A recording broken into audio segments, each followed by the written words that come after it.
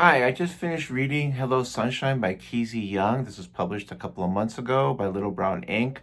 I first came across Keezy Young in 2023 when she published Sunflowers, which is a beautiful mini comic that talks about her struggles with bipolar disorder.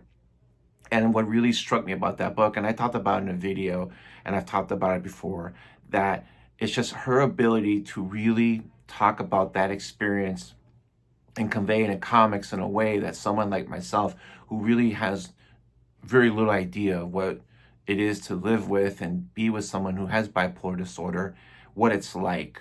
I was just really floored by that comic. So when I saw that she was coming out with this, I said, yeah, it's an automatic buy for me.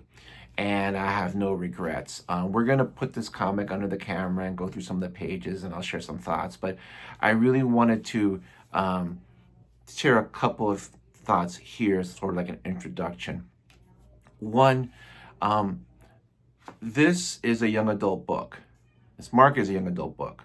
But I think just like Tilly Walden's books, anybody can read them and really enjoy them because you're watching a really high level of craft here, as far as story, art, everything. And I'll talk more about it once under the camera.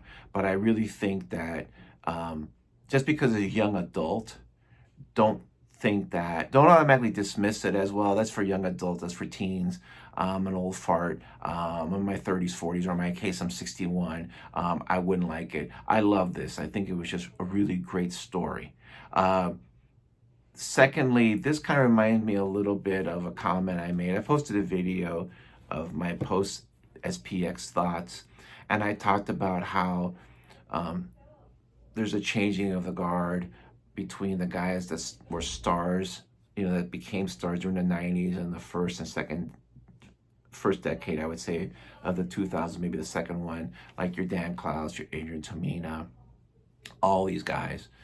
And you're starting to see the new guard be reflective of society. You're starting to see a lot younger people. You're starting to see a lot more women. You're starting to see a lot of people that are part of the LGBTQ community. I'm going to say queer community going forward, as no offense. It's just, I think that's an accepted term that's not in any way negative about it. Side note, I don't want to sound like one of these white people, but like I do have friends and close people that I'm very close to who are a part of the queer community. So I'm not being dismissive. It's just easier for me to say than LGBTQ because I'm going to mess that up. But you're going to have more of those voices. You have more brown people. You have more Asian people. You have people like Keezy Young, who's a woman who has bipolar disorder. You have this whole wide, diverse group of people creating the independent comics that we're reading today. And there is that changing of the guard. It's not fully changed, but it is changing. And I'm all here for it, because there's a certain way that people from a certain demographic are going to tell stories, and they're awesome stories. And then younger people learn from that, but then they put their own twist on it. It's like cooking. There's classic French cooking, and then there's people that have put their twist on it. And I'm kind of here for it. So really happy to read this. And before putting the book underneath the camera, excuse me, I kind of wanted to mention a quote that I've mentioned before from Miles Davis. One time he was talking about music, and he said, good music is good music no matter where it's from. And I'm going to say the same thing about comics. Good comics are good comics no matter where they're from. They could be intended for a young adult audience. They could be intended for an older audience. They could be intended for a certain ethnic group. But if it's good comics, it's good comics. And I think most people would enjoy them.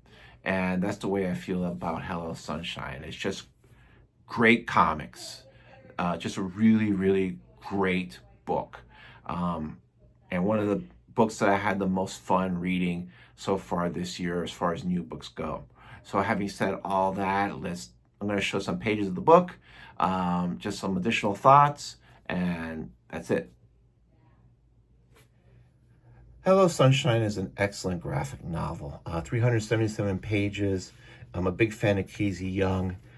The story starts off as a mystery, trying to find someone, then it becomes a horror story, and then it becomes somewhat of an examination of legitimate mental illnesses and almost how to deal with them in the confines of this horror and this mystery story.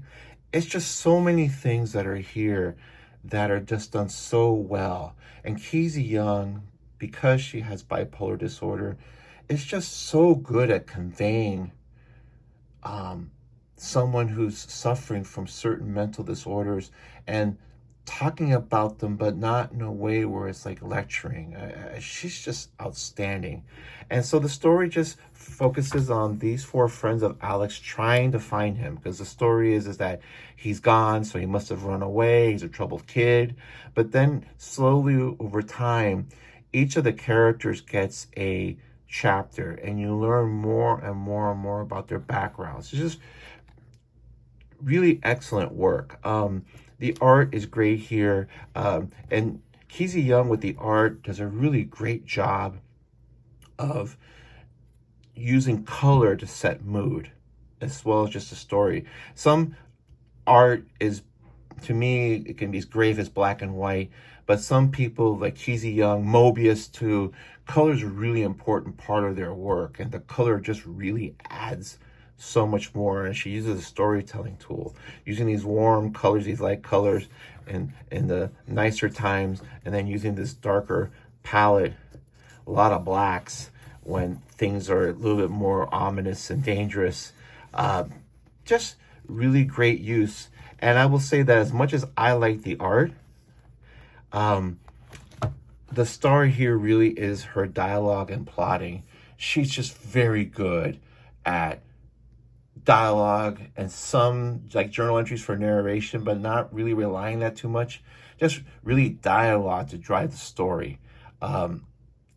It's just excellent comics. If I had any quibble with this, is that I wish this was a little bigger.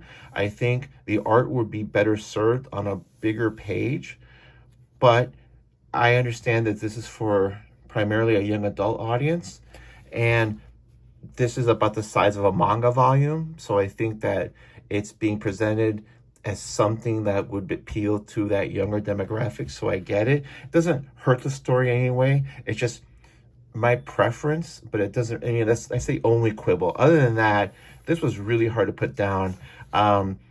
Just to kind of like be honest, I on Friday had a procedure on my leg, nothing serious, but I had to be off my leg for 48 hours. So I started reading this on Friday and then I finished on Saturday. It was really hard to put down. Just a really interesting book that really never lost steam and had a very satisfying conclusion. I'm a huge Keezy Young fan. Anything else that she makes, I'm gonna buy. She's been around for a while. I feel bad I found out about her, and she has a lot of her comics that are digital that are on Gumroad. As much as I don't like digital comics, I am definitely going to download some of them. I think she's just a great talent. And as I said before, this is targeted to a young adult audience, but this could be read by anybody and enjoyed by anybody. This is one of my books that I've most enjoyed so far this year in 2025. And I think that if you know someone that's a young adult demographic that you want to kind of get into comics, this is a good story. Because kids like, younger audiences, they like horror, they like mystery. But it's done so well that it would appeal to fans of like modern horror and older horror. And that's it. Again, this is a winner for me. I'm really glad I got this. Thanks.